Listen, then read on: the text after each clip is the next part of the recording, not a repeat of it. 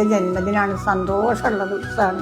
മോനക്ക് ആയുസ്സിനും ആരോഗ്യത്തിനും വേണ്ടി നിങ്ങളെല്ലാവരും ദുആ ചെയ്യണം.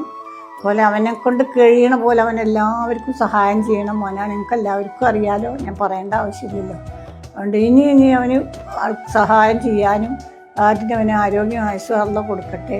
അതിന് വേണ്ടി നിങ്ങളെല്ലാവരും പ്രാർത്ഥിക്കണം. എൻ്റെ ലൈഫിൽ ഞാനൊരു സർജറി കഴിഞ്ഞ വ്യക്തിയാണെന്ന് നിങ്ങളിൽ പലർക്കും അറിയാം.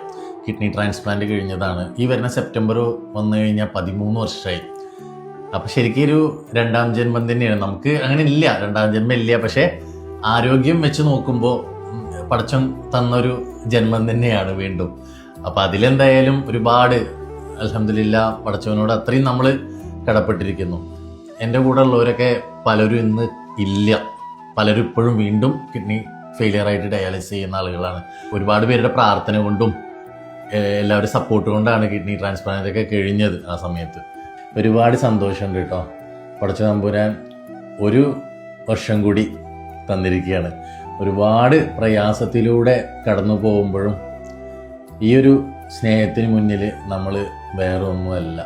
കാരണം നമ്മളെ ഈ ഭൂമിയിലേക്ക് പ്രസവിച്ച് നമ്മളെ വളർത്തി അത്രയും വേദന സഹിച്ചൊരു ഉമ്മയാണ് എനിക്ക് വേണ്ടിയിട്ട് കേട്ടോ. എന്നും നമ്മളെ കൂടെ നമ്മുടെ ഉമ്മാരെ നമ്മൾ ചേർക്കണം, അതുപോലെ ഉപ്പാര്.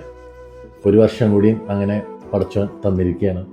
മുന്നോട്ട് പോവുകയാണ്. നിങ്ങളുടെയൊക്കെ സപ്പോർട്ടും എല്ലാം ഇനിയും ഉണ്ടാവണം. ഇനിയും ആരോഗ്യത്തോടെ മുന്നോട്ട് പോകാൻ കഴിയട്ടെ. ഓക്കെ, ഒരുപാട് സന്തോഷം അല്ലേ? എല്ലാവരുടെയും പ്രാർത്ഥന ഉമ്മ പറഞ്ഞ പോലെ എൻ്റെ കൂടെ ഉണ്ടാവണം. ഉമ്മാക്ക് വേണ്ടിയും പ്രാർത്ഥിക്കുക.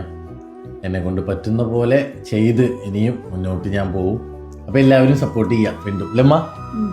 ഓക്കെ, എല്ലാവരും സപ്പോർട്ട് ചെയ്യണം. ഓക്കെ.